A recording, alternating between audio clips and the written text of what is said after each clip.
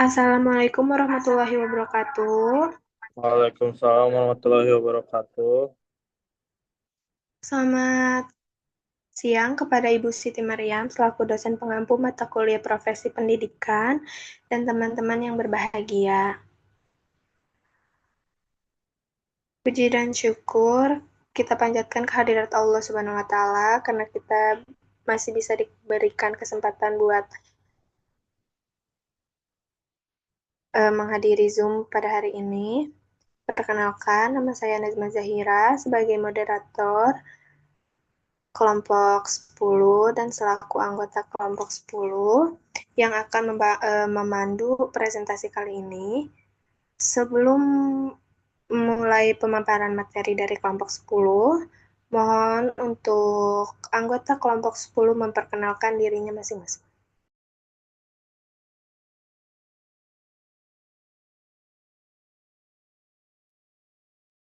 Perkenalkan, saya Delia Rizky Widya dengan NPM 245060012.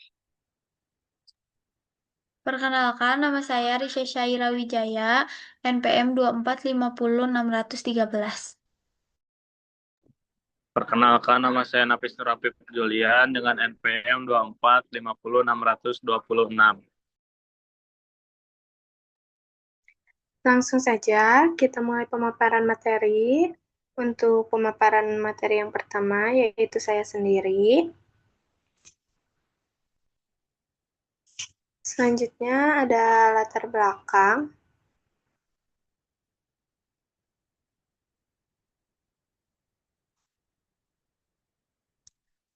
Latar belakang kepemimpinan merupakan bagian penting dari manajemen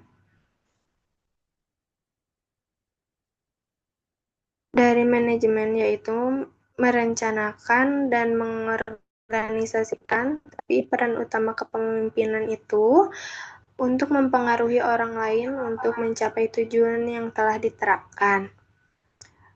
Kepemimpinan pendidikan merupakan elemen kunci dalam sistem pendidikan yang mempengaruhi efektivitas pembelajaran, motivasi guru, dan hasil siswa. Sekian dari saya. Selanjutnya untuk pemaparan materi kedua saya persilakan.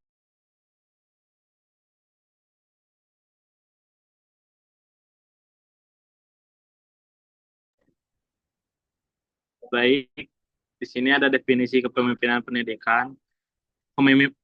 Kepemimpinan atau leadership merupakan salah satu yang sangat vital bagi terlaksananya fungsi-fungsi.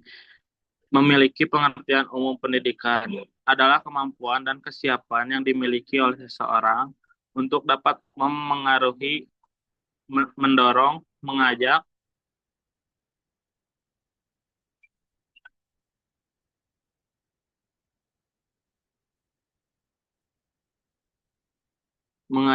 menuntun, mengarahkan, dan kalau perlu memaksa orang atau kelompok akan menerima pengaruh tersebut dan kelanjutan selanjutnya berbuat sesuatu yang dapat membantu tercapainya suatu tujuan yang telah ditetapkan.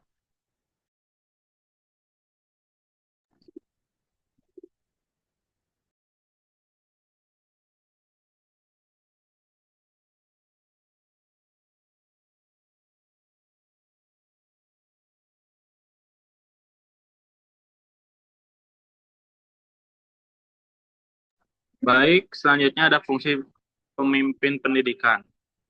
Fungsi yang bertalian dengan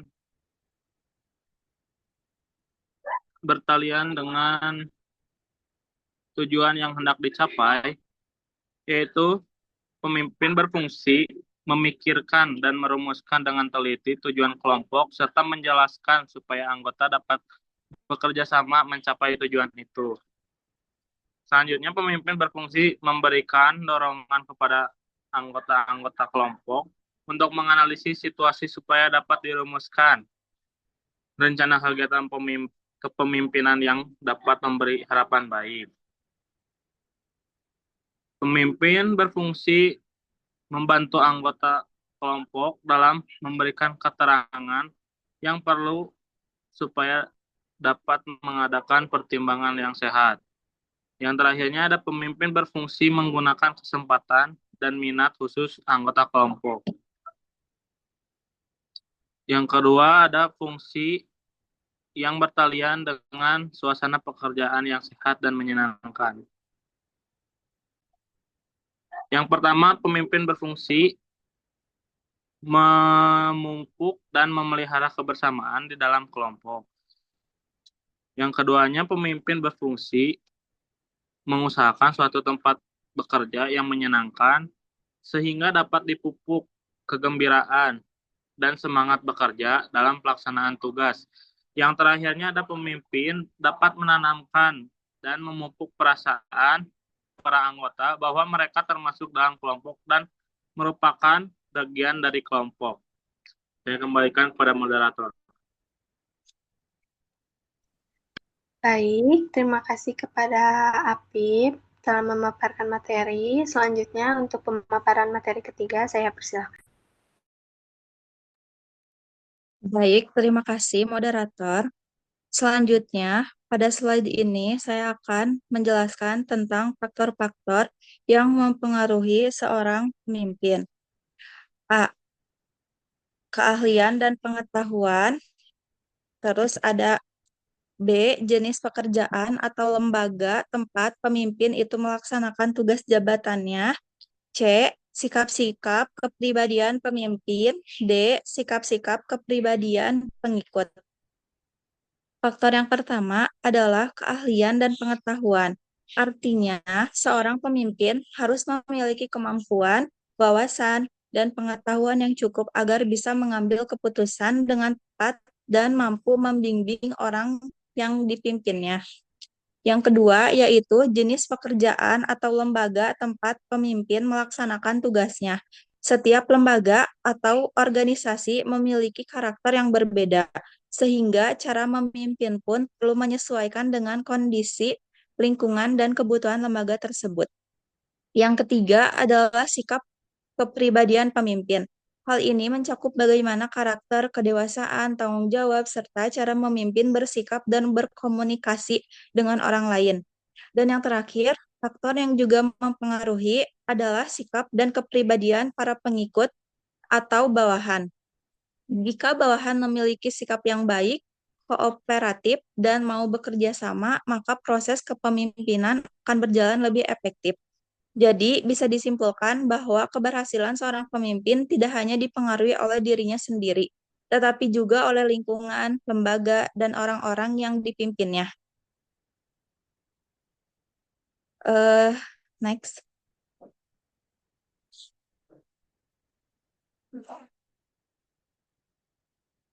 Nah, di sini ada tipe-tipe kepemimpinan pendidikan. Ada tipe otoriter, tipe laissez-faire, terus ada tipe demokratis, tipe pseudo-demokratis, dan ada kepemimpinan birokrasi. Nah, jadi tipe otoriter, tipe kepemimpinan otoriter adalah kepemimpinan yang semua keputusan dan kebijakan ditentukan oleh pemimpin. Anggota hanya mengikuti tanpa banyak dilibatkan dalam pengambilan keputusan. Kelebihannya adalah keputusan bisa diambil dengan cepat, tetapi kelemahannya hubungan kerja menjadi kurang harmonis dan kreativitas anggota bisa terhambat. Yang kedua, tipe laissez-faire.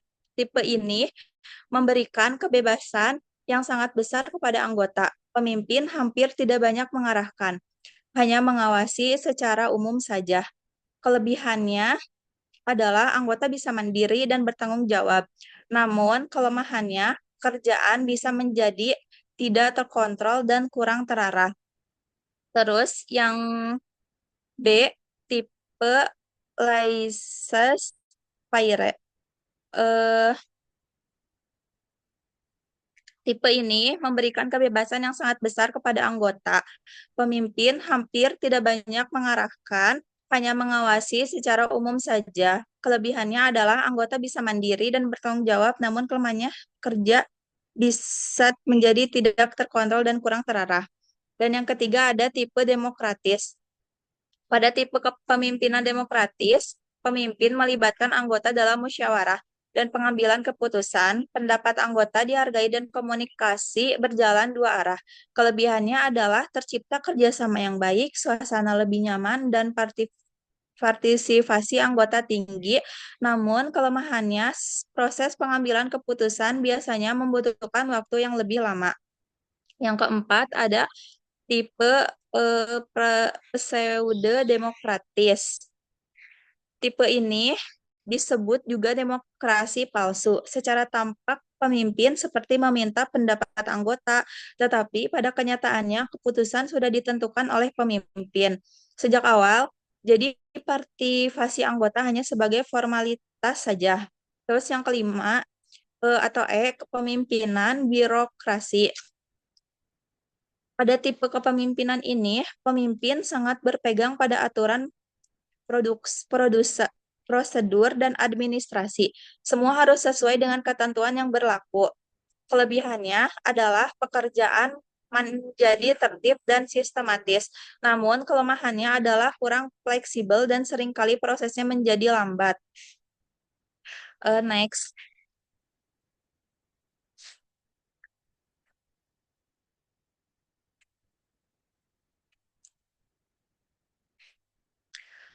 Terus di sini lanjut yang tadi, yang F, kepemimpinan kepemimpinan birokratis adalah kepemimpinan yang sangat berpegang pada aturan, prosedur, dan sistem administrasi. Semua keputusan didasarkan pada peraturan yang berlaku. Kelebihannya yaitu pekerjaan menjadi tertib, teratur, dan jelas alurnya. Namun kelemahannya, kepemimpinan ini cenderung kaku, kurang fleksibel, dan prosesnya sering lambat karena harus mengikuti banyak prosedur. Terus yang G ada people relation oriented leadership. Tipe kepemimpinan ini berfokus pada hubungan manusia. Pemimpin memperhatikan kebutuhan, emosi, kesejahteraan, dan kenyamanan anggota. Kelebihannya, suasana kerja menjadi harmonis, anggota merasa dihargai, dan semangat kerja meningkat. Namun, kelemahannya terkadang tujuan organisasi bisa kurang maksimal jika terlalu berpusat pada hubungan interpersonal saja. Terus yang H itu servant leadership. Servant leadership adalah kepemimpinan yang menempatkan diri sebagai pelayan bagi anggota. Pemimpin mendukung, membantu, dan memfasilitasi agar anggota dapat berkembang dan bekerja dengan baik. Pemimpin tipe ini rendah hati, mendengarkan, dan mengutamakan kepentingan bersama. Tipe ini sangat baik diterapkan di dunia pendidikan karena mampu membangun lingkungan yang suportif dan humanis. Terus yang I ada text oriented leadership. Ini adalah kepemimpinan yang fokus pada tugas dan hasil kerja. Pemimpin mengatur pekerjaan, membagi tanggung jawab, mengecek kinerja, dan menekankan pencapaian target. Kelebihannya, pekerjaan berjalan efektif, terarah, dan jelas. Namun, kelemahannya, hubungan dengan anggota bisa terasa kaku jika terlalu berfokus pada tugas saja.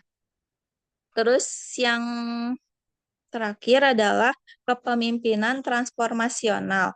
Pemimpinan transformasional adalah kepemimpinan yang mampu memberikan inspirasi, motivasi, dan membawa perubahan positif. Pemimpin tipe ini mendorong inovasi, membangun visi masa depan, dan memotivasi anggota untuk berkembang lebih baik. Tipe ini dianggap sangat ideal dalam pendidikan karena mampu meningkatkan kualitas sekolah, guru, dan peserta didik. Next.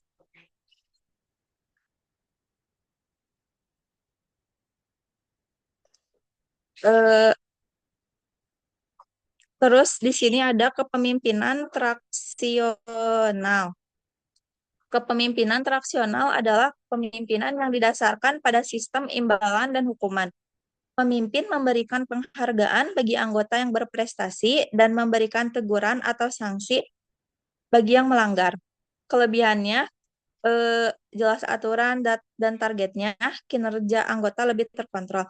Kalau kekurangannya, kreativitas anggota kurang berkembang, hubungan pemimpin anggota terasa formal. Terus kepemimpinan militeris. Kepemimpinan ini bersifat keras, disiplin tinggi dan otoriter. Semua anggota harus patuh dan pada perintah pemimpin tanpa banyak diskusi. Kelebihannya jadi sangat cepat dalam pengambilan keputusan, kedisiplinan jadi tinggi. Terus kalau kekurangannya, suasana kerja tegang, terus anggota kurang diberi kesempatan. Terus ada kepemimpinan paternalistik. Kepemimpinan paternalistik adalah kepemimpinan yang bersifat kebapakan. Pemimpin bersikap melindungi, perhatian, dan peduli pada anggota, tetapi masih mendominasi keputusan. Kalau di sini, kelebihannya hubungan pemimpin dan anggota jadi dekat. Anggota merasa diperhatiin. Kalau kekurangannya, anggota bisa jadi terlalu bergantung pada pemimpin, terus inisiatif anggota kurang berkembang. Terus yang terakhir ada kepemimpinan karismatik. Kepemimpinan karismatik adalah kepemimpinan yang memiliki daya tarik, wibawa, dan pengaruh kuat secara pribadi. Pengikut mengikuti karena kagum dan percaya pada figur pemimpin. Kelebihan mampu memberi motivasi dan semangat, terus dapat mempengaruhi perubahan secara kuat, terus kekurangannya terlalu bergantung pada sosok pemimpin. Jika pemimpin hilang, organisasi bisa melemah. Saya kembalikan, cukup sekian, saya kembalikan pada moderator.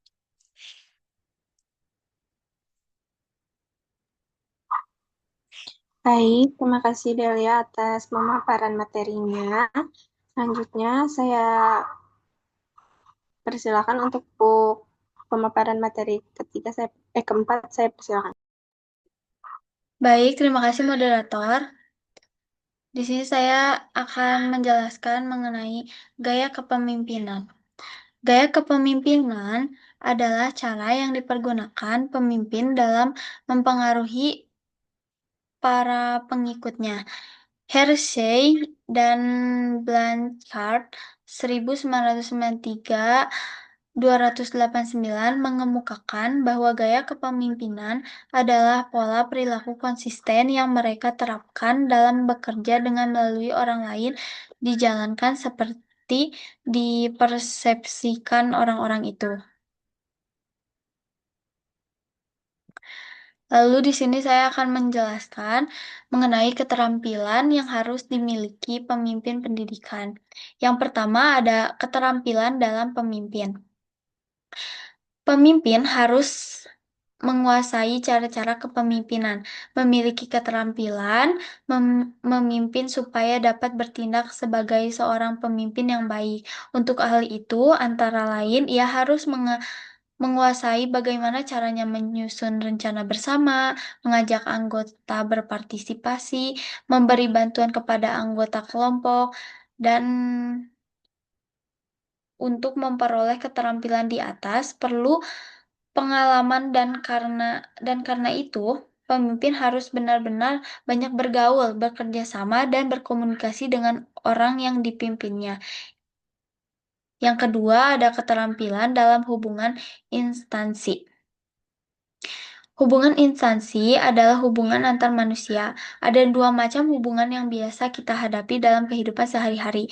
Yang pertama, hubungan fungsional atau hubungan formal, yaitu hubungan karena tugas resmi atau pekerjaan resmi. Dan yang kedua, ada hubungan pribadi dan hubungan informal atau hubungan personal. Ialah hubungan yang tidak didasarkan atau tugas resmi atau pekerjaan, tetapi lebih bersifat kekeluargaan. Yang menjadi inti dalam hubungan ini, apakah itu hubungan fungsional atau hubungan personal, adalah saling menghargai. Bawahan menghargai atasan dan sebaliknya, atasan pun harus menghargai bawahan. Lalu yang ketiga ada keterampilan dalam kelompok. Maksud utama dari proses kelompok adalah bagaimana meningkatkan partisipasi anggota-anggota kelompok setinggi-tingginya sehingga potensi yang dimiliki para anggota kelompok itu dapat diefektifkan secara maksimal. Inti dari proses kelompok adalah hubungan insani dan tanggung jawab bersama. Pemimpin harus jadi penengah, pendamai, moderator, dan bukan menjadi hakim. Lalu yang keempat ada keterampilan dalam administrasi personil. Administrasi personil mencakup segala usaha menggunakan keahlian dan kesanggupan yang dimiliki oleh petugas-petugas secara efektif dan efisien. Kegiatan dalam administrasi personil ialah seleksi pengangkatan, penempatan, penugasan, orientasi, pengawasan, bimbingan, dan pengembangan serta kesejahteraan. Lalu yang terakhir ada keterampilan dalam menilai. Penilaian atau evaluasi ialah suatu usaha untuk mengetahui sampai di mana suatu kegiatan sudah dapat dilaksanakan atau sampai di mana suatu tujuan sudah dicapai. Yang dinilai biasanya hasil kerja, cara kerja, dan orang yang mengerjakannya. Adapun teknik dan prosedur evaluasi yaitu menentukan tujuan penilaian, menetapkan norma atau ukuran yang akan dinilai, mengumpulkan data-data yang dapat diolah menurut kriteria yang ditentukan, pengolahan data, dan menyimpulkan hasil penilaian. Cukup sekian, saya kembalikan kepada moderator. Terima kasih. Baik, terima kasih Risha telah memaparkan materinya dengan baik. Karena pemaparan materi kelompok 10 sudah selesai, dan dikarenakan kita melakukan presentasi secara Zoom, untuk sesi tanya jawab dan untuk tambahan materi bisa dituliskan di kolom komentar.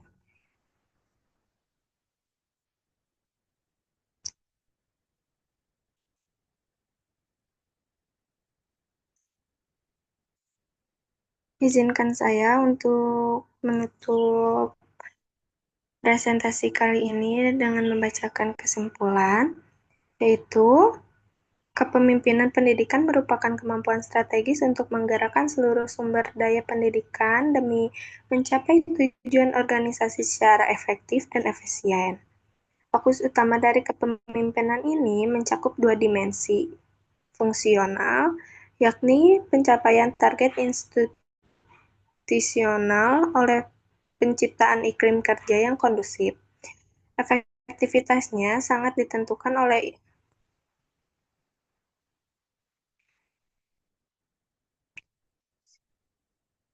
integrasi antara kompetensi intelektual pemimpin, karakter lembaga, serta dinamika kepribadian antara pemimpin dan pengikut. Dalam implementasinya, pemimpin menerapkan gaya kepemimpinan tertentu sebagai manifestasi dari cara mereka mempengaruhi orang lain. Tipologi kepemimpinan pendidik sendiri mencakup spektrum yang luas, mulai dari pendekatan otoriter, birokrasi, dan militarisis, sehingga model yang lebih partisipatif seperti tipe demokrasi, transformasi, dan servant leadership. Keberhasilan proses ini pada akhirnya tidak hanya bertumpu pada kemampuan teknis dan manajerial semata, melainkan juga pada komitmen serta kesediaan moral pemimpin dalam mengelola lingkungan secara profesional.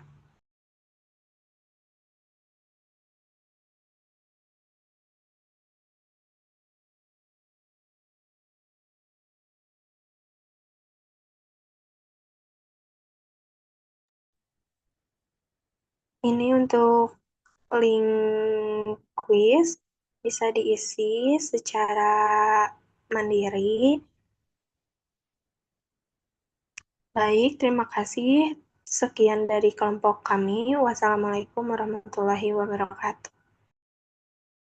Waalaikumsalam warahmatullahi Waalaikumsalam wabarakatuh. warahmatullahi wabarakatuh. Wabarakatuh.